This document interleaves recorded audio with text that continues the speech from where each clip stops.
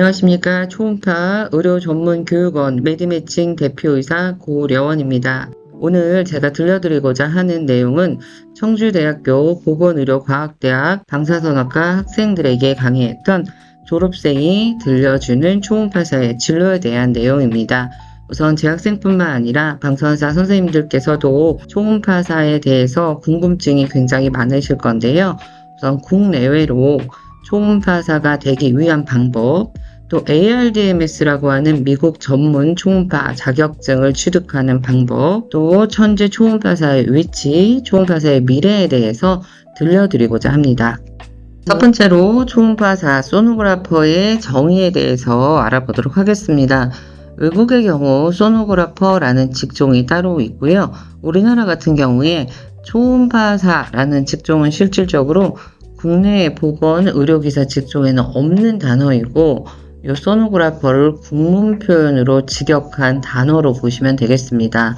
초음파사는 의료기관에서 초음파 검사를 전문적으로 수행하는 방사선사로 자격과 법적 지위에 따라 업무 범위가 엄격하게 제한이 되고 의사의 지도하에서 검사를 수행한다라고 보시면 돼요.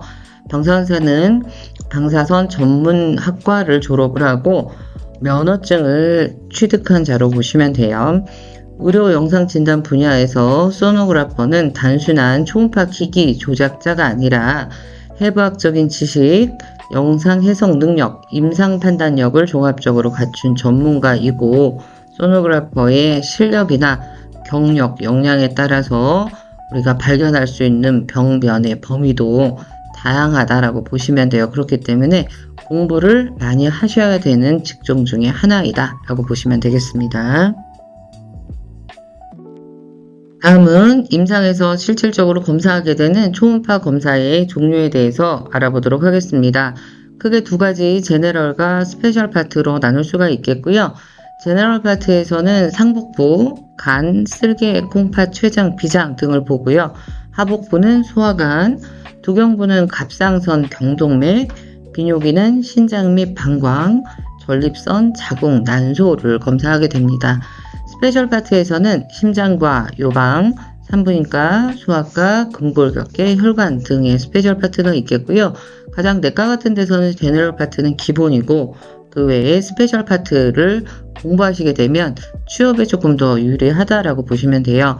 이러한 것을 다 공부하기 위해서 기본적으로 공통적으로 들어가는 공부하셔야 되는 과목은 기본 해부학과 초음파에서 보여지는 해부학, 병태생리학, 또 기전에 대해서도 아셔야 되고요. 임상적인 증상과 질환별 초음파적 특징이 다르기 때문에 이 특징도 전체적으로 공부해야 되는 범위에 포함된다라고 보시면 되겠습니다. 다음은 국내 초음파사 향후 진로에 대해서 간단하게 알아보도록 하겠습니다. 우선 열심히 공부를 해서 초음파사가 되면 가장 먼저 취업하는 관문이 병원으로 보시면 돼요. 병원에서는 대학병원이 있겠고 병의원이 있겠죠. 로컬이 있고요. 요거는 뒤쪽에서 조금 더 디테일하게 말씀을 드릴 거고요. 또는 스페셜리스트라고 해서 임상지원팀, 즉 장비회사에 들어가게 되는 경우도 있습니다. 그리고 저처럼 교육을 맡게 되는 경우도 있겠죠. 그래서 요거를 뒤쪽에서 조금 더 자세히 말씀을 드리도록 할게요. 다음은 국내 초음파사 향후 진로 중에서 병원에 대해서 알아보도록 하겠습니다. 병원은 대학병원과 병의원 두 가지로 분류를 했고요.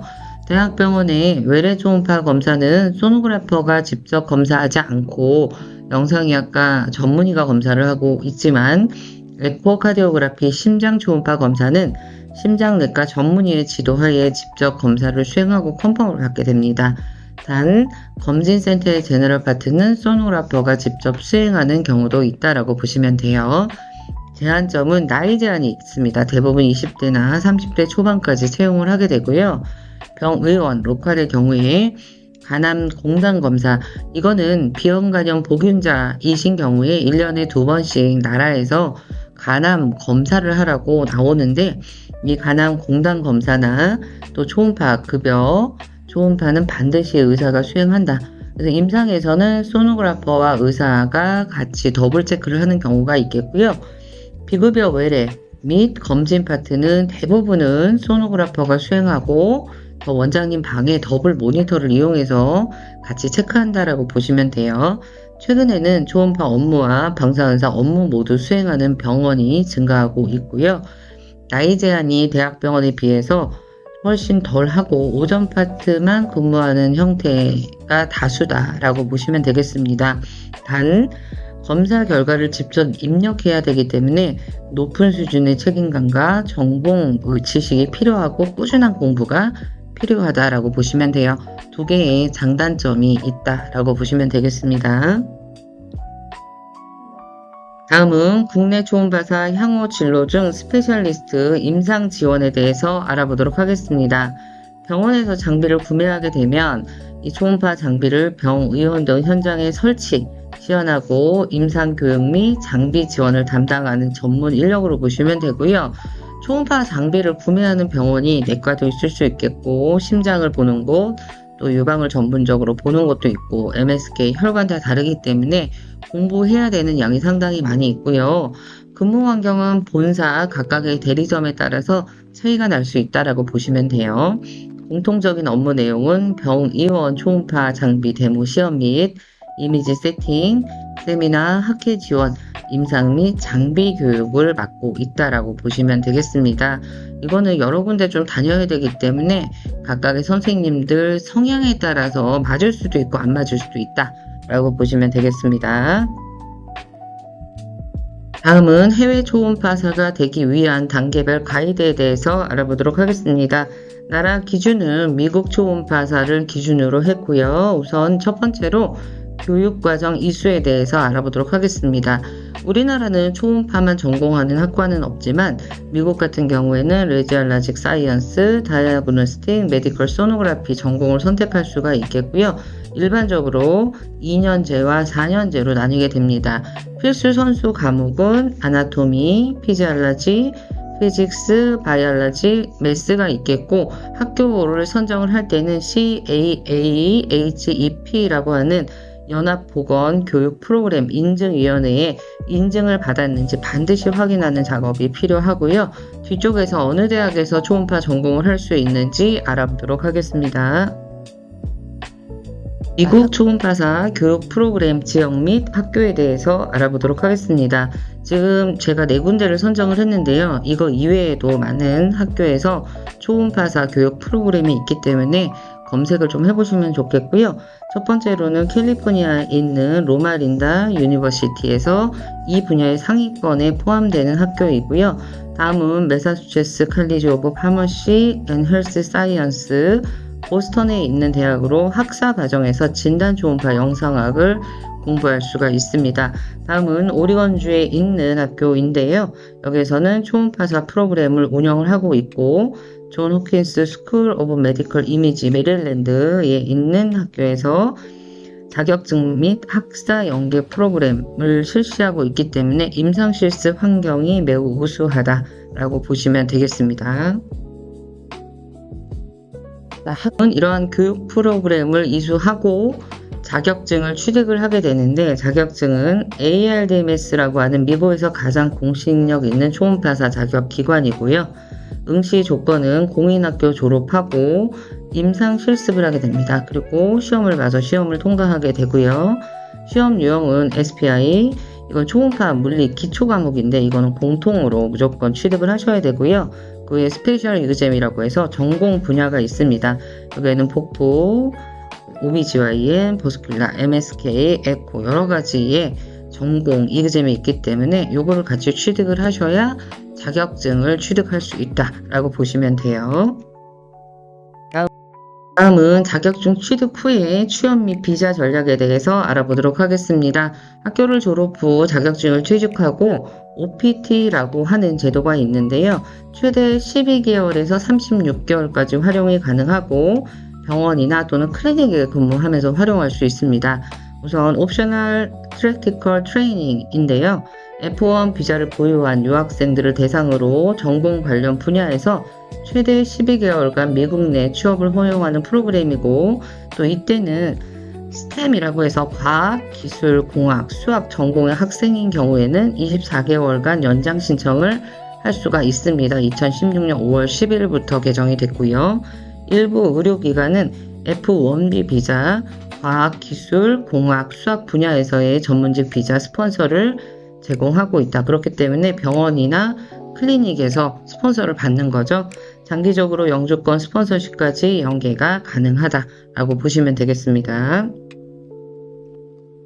학교를 졸업을 해도 이 자격증이 없으면 취업이 어려운데요. 그러면 ARDMS 제도는 정확하게 무엇인지 알아보도록 하겠습니다. 국내에 있는 선생님들 중에서도 ARDMS의 자격증을 가지고 있으신 선생님들이 많으신데요. 우선 ARDMS라고 하는 프로그램은 미국 의료진단 초음파 면허, SPI, 아까 말씀드린 초음파 물리와 스페셜 이그잼 소지자로 임상 초음파 800건 이상 또는 임상 경력 1년 이상이면 의사와 소노그래퍼의 역할이 구분되면서 인정이 된다라고 보시면 되겠고요. 그러면 미국의 초음파 검사는 어떻게 이루어지는지 알아보도록 하겠습니다. 미국의 초음파 스캔은 99% 소노그래퍼에 의해서 진행이 되고 경우에 따라서 응급 상황인 경우 의사들의 간단한 스캔은 허용되지만 영상의학과 전문의로부터 판독은 불가능하다. 그럼 영상의학과 전문의로부터 판독을 받으려면 반드시 소노그래퍼가 직접 스캔을 해야 된다. 소노그래퍼는 검사를 하고요. 그 외 판독은 영상 전문의가 판독을 한다라고 보시면 되고 판독은 레잘라스트 권한이다 라고 보시면 되겠죠. 근데 우리나라는 어때요? 소노그래퍼가 직접 스캔하고 판독하는 경우가 대부분이다 라고 보시면 되는데 미국은 소노그래퍼는 스캔만 하고 판독은 영상 전문의가 판독한다 라고 보시면 되고요.